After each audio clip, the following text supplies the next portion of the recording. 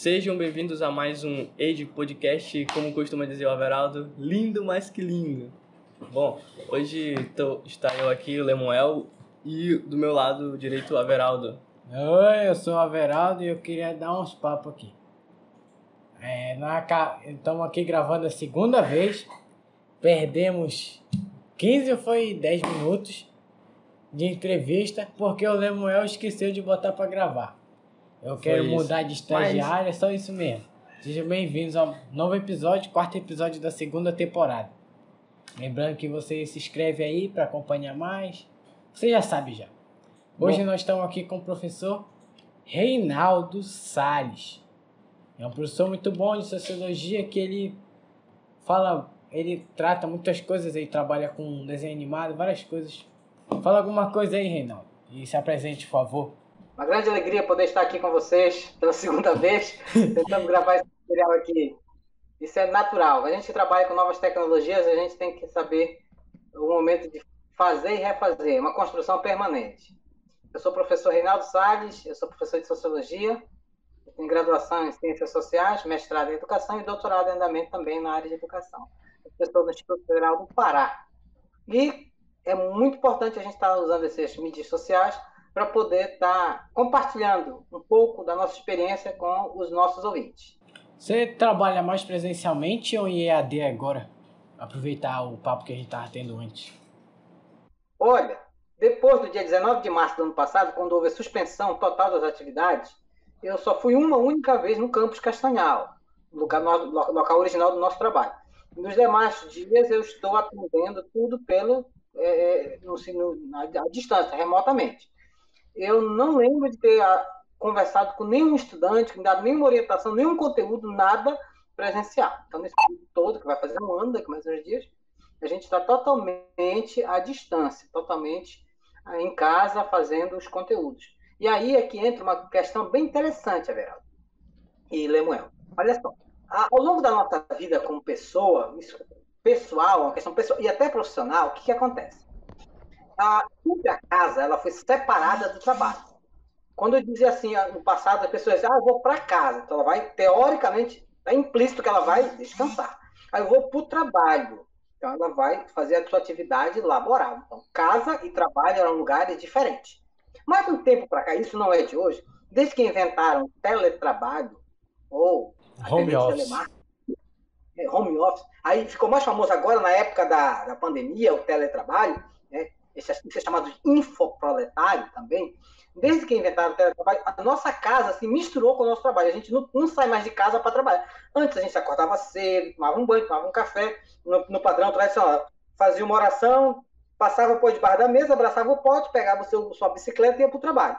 Agora não é mais assim, porque casa e trabalho são a mesma coisa. A gente dorme e acorda trabalhando. Mas o engraçado é que muita gente não percebe isso.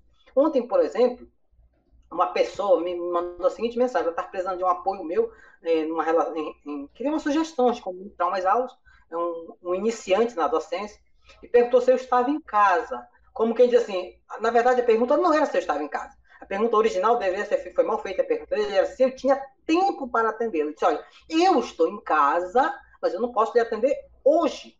E ele simplesmente ficou aborrecido, se enraiveceu comigo, se incomodou comigo, porque eu não podia atender. Mas você não está em casa? Eu digo, mas você não está entendendo. Não está entendendo. A casa virou meu lugar de trabalho. Então, eu não podia atendê-lo, mas por quê? Porque eu trabalho em casa. E a gente foi passada ao longo dos anos uma falsa noção para a gente de que a nossa casa não era o nosso lugar de trabalho. E é. Ou eu fico até 11 horas, meia-noite em casa. Entendeu? Hoje, sábado, estou aqui atuando com vocês, compartilhando esses áudios aqui. Então, a gente está, de alguma forma, também trabalhando. Então, não há uma separação nítida hoje entre casa e trabalho. Embolou tudo, misturou tudo. Não tem mais dia. Qualquer hora é nosso trabalho. É que a questão espacial é muito importante, assim, acho que para nossa mente. Que na pandemia, por exemplo, a gente teve várias pessoas que ou não trabalhavam, ou trabalhavam demais ao ponto de ficarem doentes. É uma necessidade que o ser humano tem de sair para fazer algo. E as pessoas não sabem separar isso. Ela não tem um local de trabalho. Porque se o filho chorar, ela vai ter que sair. É uma noção que Claro que a pessoa não vai perder a humanidade pro trabalho, mas é difícil, porque não tem um espaço ali, não tem algo te indicando, você tá no trabalho. Sai de você. É muito difícil que, desde pequeno, a gente sempre é acostumado a ter um chefe, um pai, uma mãe, e quando depende da gente, sempre sai uma cagada. Tem um texto clássico que eu li ele a primeira vez nos anos 90, mas eu acho que ele é anterior à década de 90. É um texto clássico chamado Mamãe Não Trabalha. É de um teórico clássico dos anos 90 chamado Fukuyama. Você jogar no Google Fukuyama e basta botar esse texto, Mamãe Não Trabalha. Ele cita uma parábola da vida real, uma metáfora que diz o seguinte. Ele descreve a rotina de uma família. Uma criança, um adolescente, foi para a escola e a professora passou a seguinte tarefa para ele. Diga em que seu pai trabalha, diga em que sua mãe trabalha. Aí ele disse, olha, papai acorda todo dia às 6 horas, toma café, dá a benção dos seus filhos, pega seu material e vai trabalhar. Pronto. E a mamãe?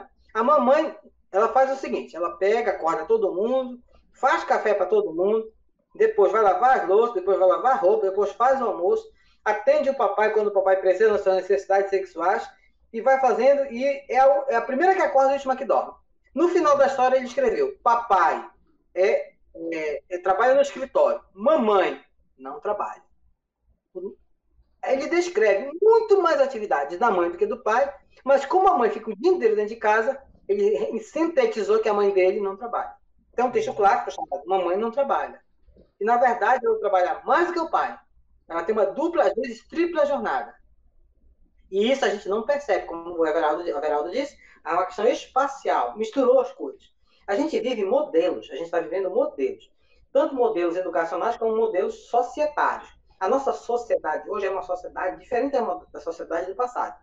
Eu, quando assisti os Jetsons, talvez vocês lembrem, na minha época, dos anos 80, 90, a gente assistia esse desenho animado, Jetsons, parecia um desenho futurista, de outro mundo. Hoje, cada vez mais, a nossa sociedade está parecida com os Jetsons, entendeu? Cada vez mais a gente está se aproximando deles.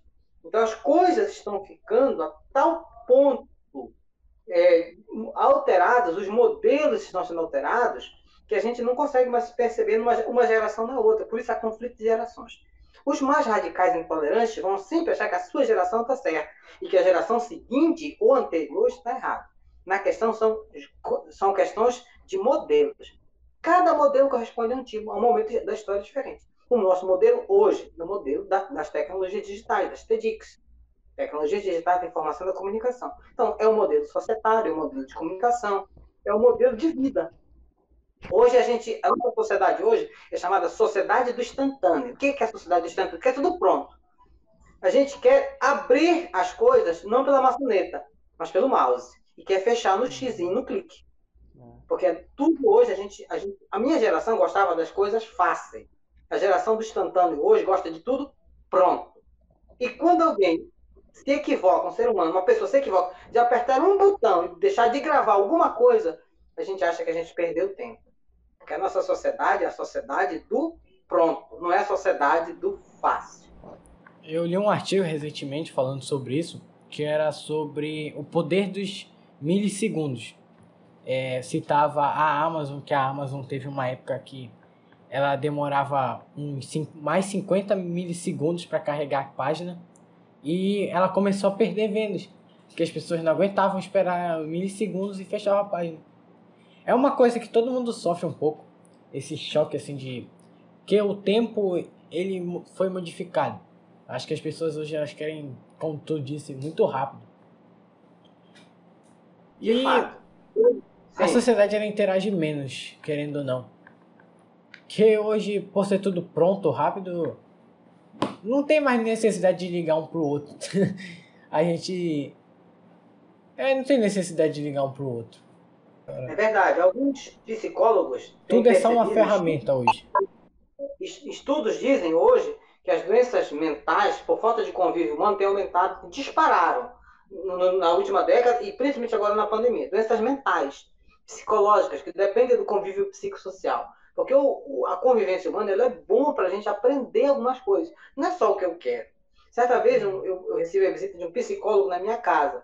ele era meu orientador do mestrado. Ele me disse o seguinte: vamos ali em tal lugar, eu quero que você me apresente a sua cidade.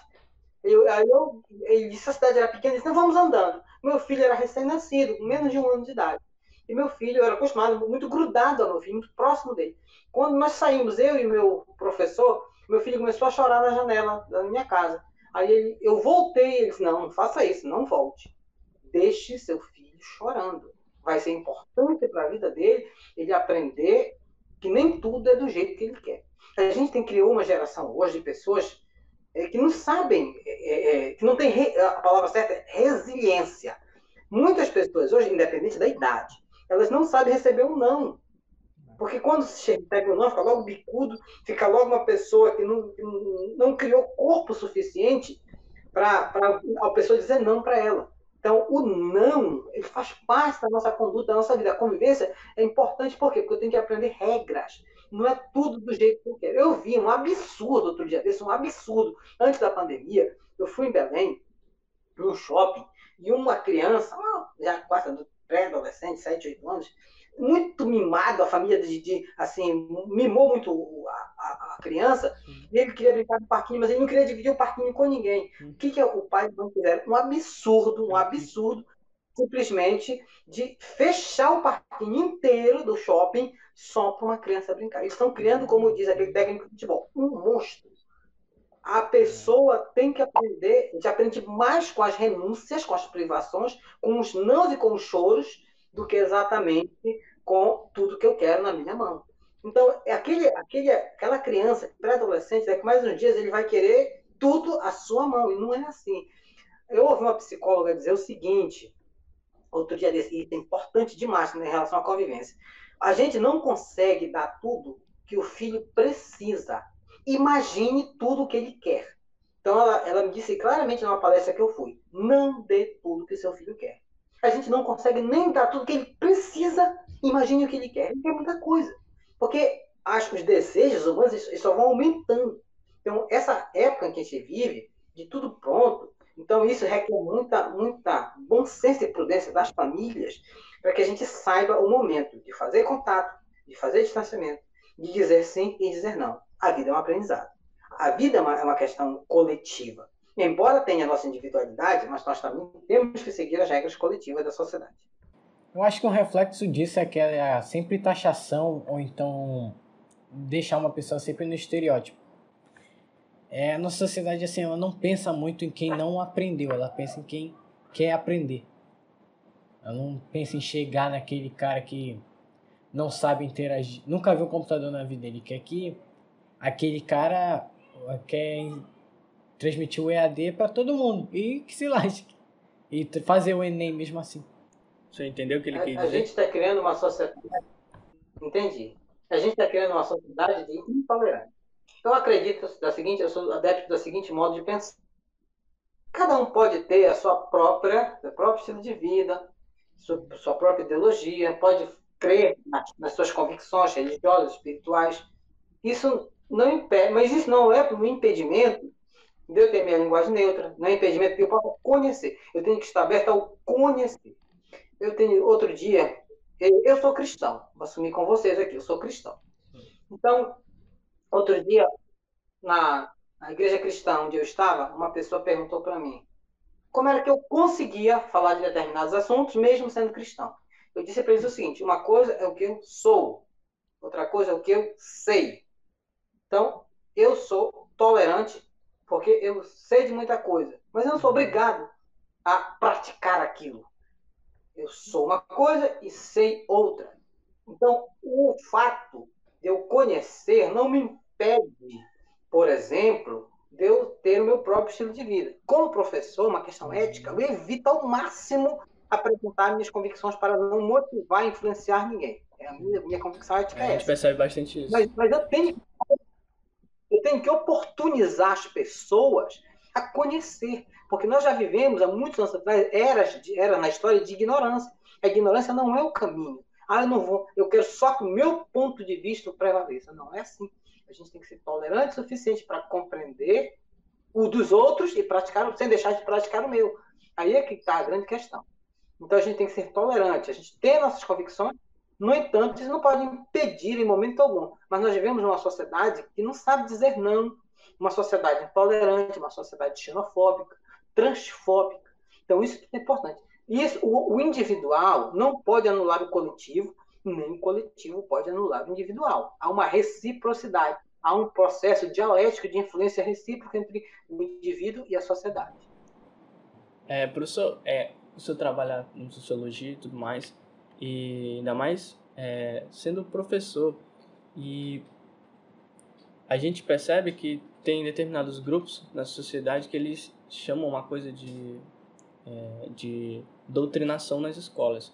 A gente percebe que o senhor é bem imparcial, tenta ser o mais imparcial possível quando o senhor tenta ensinar, mas já chegou assim algum aluno e contrapôs o senhor, ou até mesmo um pai, porque na disciplina de filosofia acontece bastante isso. Para você, existe doutrinação na escola? O senhor acha que existe doutrinação também? Eu vou dar uma resposta redonda e uma resposta quadrada. Assim é bom. Resposta quadrada. Existe doutrinação na escola? Existe, infelizmente. Mas não é só na escola. Sim. Mas na escola parece que ela pega pior. Olha, todo mundo pode ter um partido político. O jogador de futebol pode ter.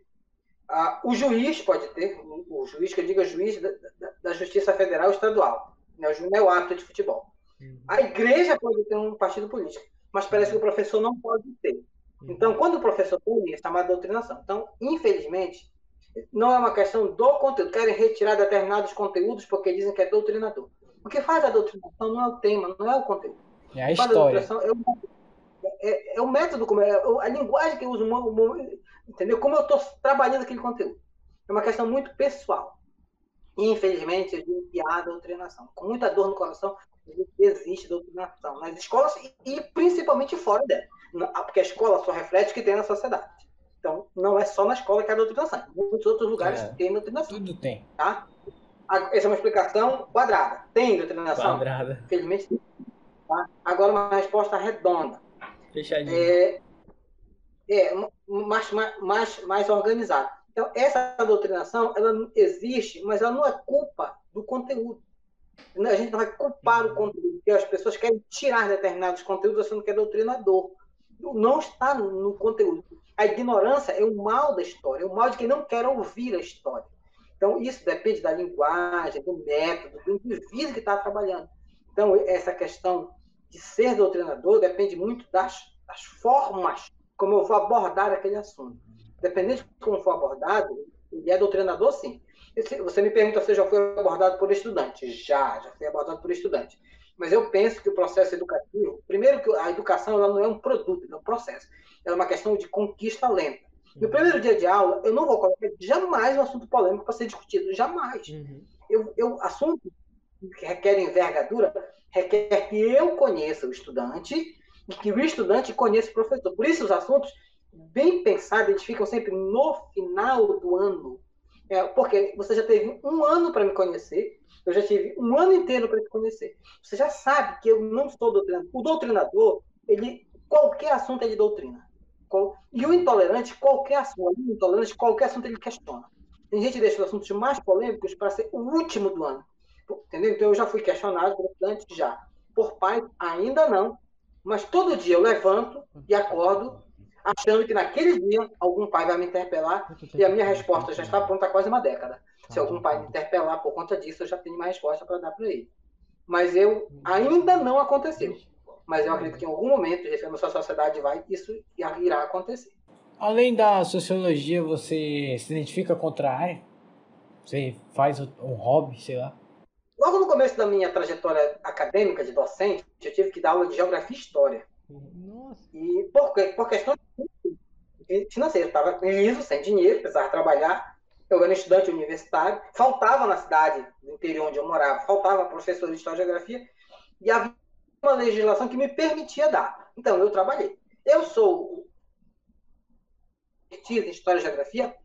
Não tem expertise, claro que não.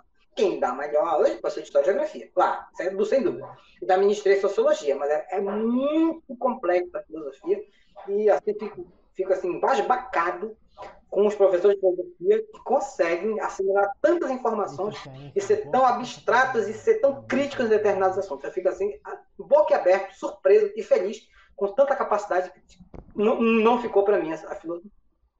Mas é algo assim que eu admiro muito, venero até às vezes. Já a história é a que mais se aproxima, porque a gente, sociologia, dialoga muito com história.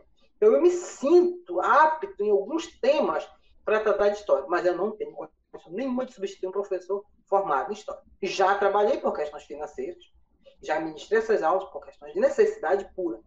E também aprendi muito com isso. Mas eu não sou mais apto que nem professor de história, é claro. Mas a área mais próxima da sociologia é história. Não sei se foi seu caso, mas antigamente tinha um monte de professor que não devia, né? Recentemente eu fui numa agrovila, né? E tinha uma professora que ela era quase analfabeta. Ela lia o livro, mas ela não interpretava bem e tal. E ela era quase analfabeta. Esqueci qual é o nome que se dá. Analfabeto funcional? Analfabeto funcional. Tinha muitos desses professores assim. Eu olho. A minha mãe foi professora de inglês. E ela não sabe falar inglês. Então, muito bem, assim. Mas a gente ainda encontra muitos profissionais com muitas limitações. Eu não vou dizer que ele é culpado, ou que a faculdade foi culpada. É uma série de problemas. Mas a gente encontra, às vezes, até na pós-graduação, professores com muitas limitações. Entendeu? Mas e como eles conseguem passar num concurso? Mas, olha só, é meio pesado o que eu vou dizer. É muito pessoal o que eu vou dizer. É uma opinião. Não é um fato. Não, então, acho que vocês conseguem discernir bem o que é uma opinião e o que é um fato. Não é um fato que eu vou dizer, é uma opinião minha. Não quero que ninguém continue. Mas olha só, imagine o seguinte, uma pessoa que nasceu num lugar, especialmente no campo da zona rural, onde não há uma formação adequada. Ele estudou até a quarta série lá, quinto ano. Ele fez o que pôde lá. A culpa é dele? Não. Há uma série de outros fatores. Aí ele não tinha mais educação lá, ele foi para algum lugar e fez uma educação de jovens e adultos. Estudou EJA, 2 etapas, terminou o fundamental. Certo? Ele tem ensino fundamental. Depois disso, ele fez uma EJA de médio. Certo? Mais 2 anos. Eu conheço pessoas assim. Por diferentes razões, a pessoa pode fazer isso. A culpa não estou querendo culpar ninguém. É o sistema que é precário. Aí ele fez EJA fundamental, EJA médio. Beleza? Beleza. Aí ele fez um processo seletivo. Na verdade, não fez processo seletivo. Ele se matriculou praticamente direto em uma universidade. Ok? Fez um curso EAD. Se formou. Aí ele fez EJA fundamental, EJA médio e um curso EAD. Ele tem um diploma que dá condição total de administrar com a disciplina que está formado. Aí ele vai trabalhar. O caso não é esse do EJA, sabe? O caso não é esse aí que fez EJA, sabe? É aquele cara que entendeu? Não tá apto mesmo, sabe? Mas aí ele precisa, ele tem necessidades econômicas, ele tem que sustentar a família dele. Uhum. Eu vou dizer que ele é culpado? Não vou dizer que ele é culpado. Ele é tão vítima quanto as outras pessoas. Então essa história se repete. Eu conheço na minha cidade pessoas assim. Uhum. E o que acontece? Ele vai reproduzir lá na sala de aula dele aquilo que ele não sabe. E a próxima geração que ele está formando vai vir igual a ele. O problema não é nem esse cara que fez EJA e tal. Eu acho que o problema é aqueles caras que não sabem nada. Tipo, aqui, não vou dizer qual é a cidade, é que eu tô dando a informação errada. Sei que acharam uma professora, passou no jornal isso, que ela não sabia assinar. Ela botava o dedinho. A culpa não é da professora, é do prefeito, do político que botou ela lá. Que de certa forma ele botou. Mas há pessoas, olha só, então há pessoas que conseguem, mesmo fazendo com dificuldade no campo, fazendo uma escola que não está adequada, fazendo educação de jovens adultos, fundamental, no médio, e eu conheço pessoas que fazem cursos EAD e que conseguem galgar melhores posições que realmente foram além deles. Então, tem de tudo um pouco. Mas o problema não é só individual. Culpar o professor é um erro grotesco. Há um problema estrutural de educação. Estrutural mesmo. Entendeu? Mas tem pessoas que conseguem fazer um excelente trabalho. Esses dias eu orientei um projeto de mestrado, foi o primeiro lugar no IFPA. A pessoa é do campo, de educação do campo. entendeu? Foi o primeiro colocado no mestrado do campus do IFPA. Mas é do campo. Então, você percebeu com algumas limitações, mas a pessoa conseguiu superar a dificuldade, a culpa é dela? Não. A escola onde ela passou boa parte da vida dela, preparou adequadamente? Não. Mas ainda assim ela conseguiu superar os limites pessoais e coletivos e conseguiu passar em primeiro lugar. Falando nessa questão de ser difícil, muito mais pela localidade e o sistema lá ser mais precário ainda, o senhor já deu aula assim para povoado, para regiões mais longe, mais periféricas ou mais distantes? Eu trabalhei durante 10 anos em escola do campo. Então, tenho uma experiência significativa. De 2000 até 2009, 2010, eu trabalhava de manhã numa escola da cidade e sempre depois do almoço eu pegava um veículo e andava 60 quilômetros, um carro da prefeitura. Meu Deus! Numa estrada que era só atoleiro, 70 quilômetros, estava lá quase morto, desmaiando, eu passava mal quase toda vez que acabava de comer e ia atrás dentro de um carro.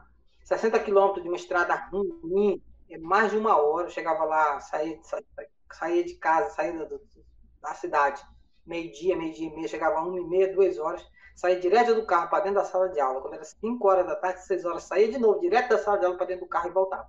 Eu andava todo dia, de segunda a sexta-feira, por quase uma década, em 150 quilômetros, em escolas diferentes, que não tinha nem onde a gente fazer as necessidades fisiológicas. Só tinha sala de aula. Às vezes, muitas delas não tinha energia, não tinha nada. Então, era cuspe, giz puro. A gente chegava, falava, não tinha nem tempo para conversar com os alunos, nada. Entendeu? Os alunos, eles não moravam naquelas comunidades. Eles vinham de lugares, às vezes, até mais longe do que o meu. Tinha alunos que saíam 9, 10 horas de casa, iam estudar naquela comunidade, que era uma comunidade polo. Quando o garapé enchia, eles não passavam. Aí o ônibus que voltava. E eu tinha dificuldade, imagina, os estudantes tinham muito mais do que eu. Foram quase uma década trabalhando nisso. Eu falo com propriedade sobre a dificuldade da escola do campo. Aqui no Pará isso, não foi, professor? Tudo Pará. Há muitas essas realidades. Sim. Tem escolas mais difíceis que Ribeirinhas. A minha, pelo menos, era uma escola da estrada. Quem ia por Ribeirinha era pior ainda. É difícil imaginar isso. Olha, já deu um tempinho aqui. Muito obrigado aí pela participação. Meu cérebro cresceu mais depois disso. Valeu aí.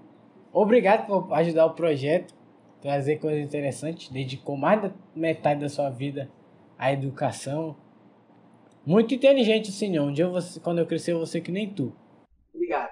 Albert Einstein tem uma frase que eu gosto muito, que diz o seguinte: a mente que se abre a uma nova ideia nunca volta ao seu tamanho original. Foi o que aconteceu com o teu cérebro, Everaldo.